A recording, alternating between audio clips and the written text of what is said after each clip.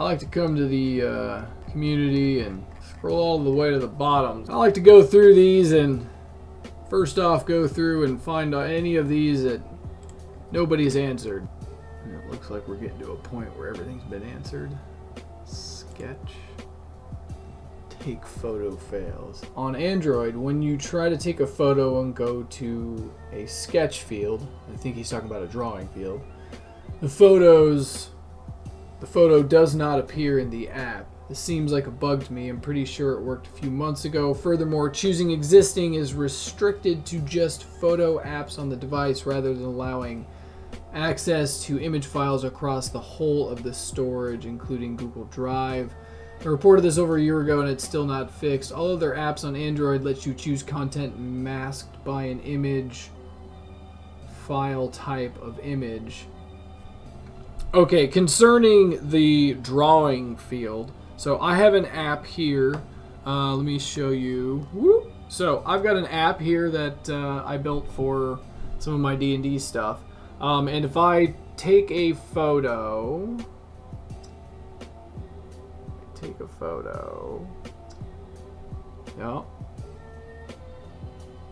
yeah, definitely. The photo is not dropping inside the drawing. Like, I just took a photo with this thing. You can see the icon down there, still got a little, little yellow coloring on it.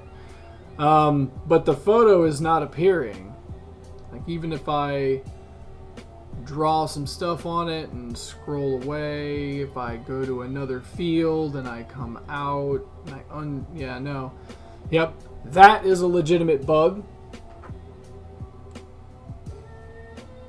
Convert date starting from day, month, year by the month. Convert date using the English name.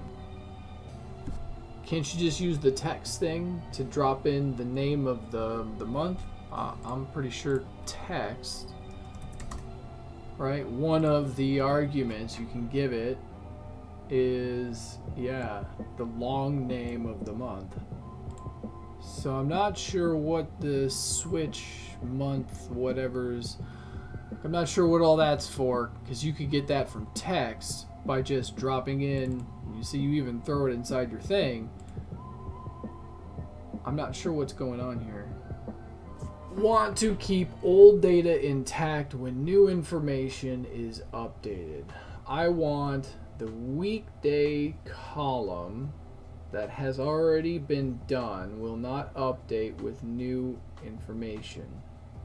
What I wish is that I wish that when I make a new transaction, the old one still has the same information, no new updates, like adding items.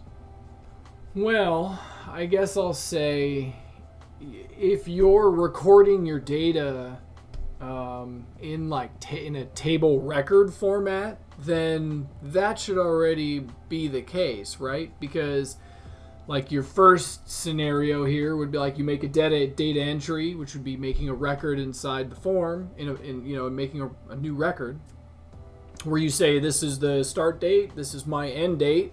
You have like a duration, right? That says this is how many days it was, and that's the record. And then you submit another record, and the same thing. You have a start date, and you have an end date, then you have a duration that calculates from that, right? But each record is independent of itself.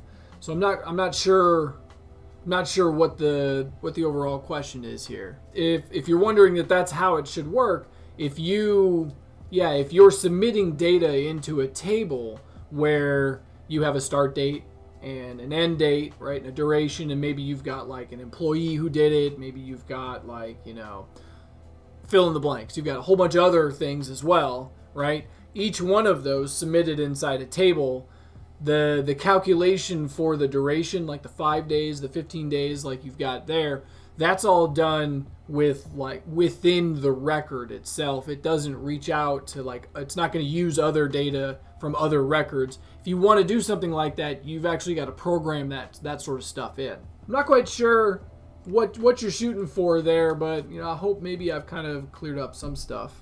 Continuing on. Report from filtered form to date ranges. Hello community, I asked for your help. Hello Wilbur. I am trying to generate a report from a form according to the image, okay, and I am using the expression in columns coincidences between the range. Fair enough. With this expression, I have filtered records extracted from a table other than the form, yep, in a specific date range, yep, and the report I want is only visible. How could I achieve? This is the form. Oh, yeah, no, it looks like you've already got the form done, and this is the expression in Excel, and the report that is currently generating is this, okay, right? So what's the problem? It looks like this is doing exactly what you want. The record that I want to extract is from this table, filtering the data from this column. The generated report that I want would have to have the same table structure, but only the range of filtered dates. So this is not, alright, so 1/6, alright, from 1 to 26. From 1, your dates are different here. Okay, I see the problem now. So the issue is with this this filter formula that you've got right here. So you're saying filter the report Excel table where true. So the true that you have here, that's the place where you actually put the criteria that you want to use, the logic that determines which records meet that criteria and will be shown inside your thing. So when you say true, that's just like saying yes. You're just saying yes to all. So when if you think about filter is just a port of select. And so if you just think about a select formula, the way that it works is that it goes to your table, right? And it says, okay, it goes record by record. And it says, does this record meet the criteria? Well, the criteria is true, so you just said yes. So yes, that one does. What about this one? Yep, that does too. What about this one? Yep, because the formula is true. So when it evaluates each of these rows, it's coming to the conclusion of true because you've hard-coded it to say yes. So what you need to do is, so you already have your criteria and you figured out the select formula. Perfect. What you need to do is take the criteria from your forms, from your virtual column that you have here, and apply that inside here. And so what you can do with your expression down here is for your start, instead of saying start, filter, report, true, you can just say start, right? And then I'll put the name of that column. And I think you had it up here. Yeah, just put that in there. So if you replace the filter expression inside your template here, so it says start, and then you just have your coincidences for column there, because you got to remember this column holds all of these records. And so all we really need to do is print the virtual column. We don't need to requery the database again.